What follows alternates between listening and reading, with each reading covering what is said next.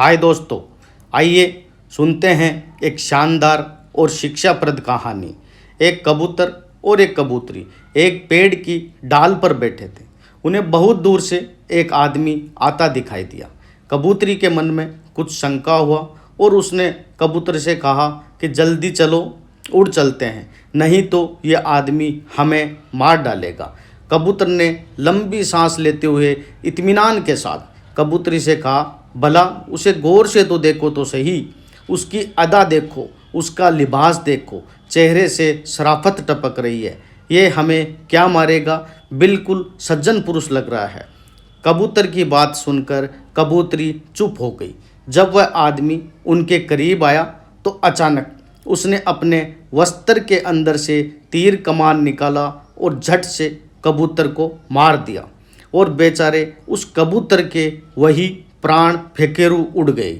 ऐसा ही कबूतरी ने किसी तरह भागकर अपनी जान बचाई और बिलखने लगी। उसके दुख का कोई ठिकाना न रहा और पल भर में ही उसका सारा संसार उजड़ गया।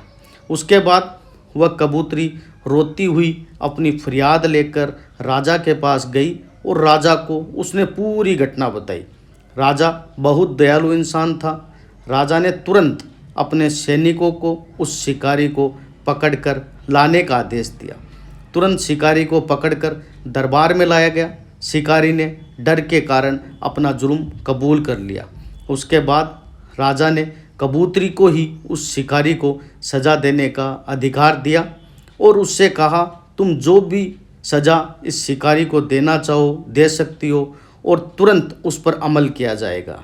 कबूतरी ने बहुत ही दुखी मन से कहा, हे राजन, मेरा जीवन साथी तो इस दुनिया से चला गया, जो फिर कभी लौट कर नहीं आएगा।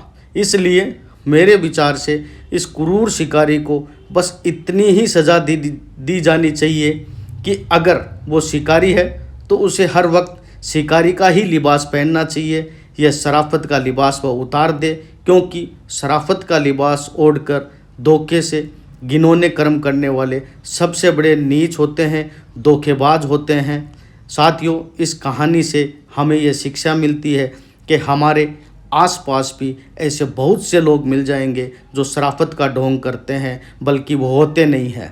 इन शराफत के ढोंग करने वाले बहरूपियों से हमेशा सावधान रहे, सतर्क रहे और अपना बहुत ख्याल रखें। धन्यवाद साथियों, कहानी को पूरा सुनने के लिए। अगर कहानी पसंद आई हो तो आगे शेयर कीजिए।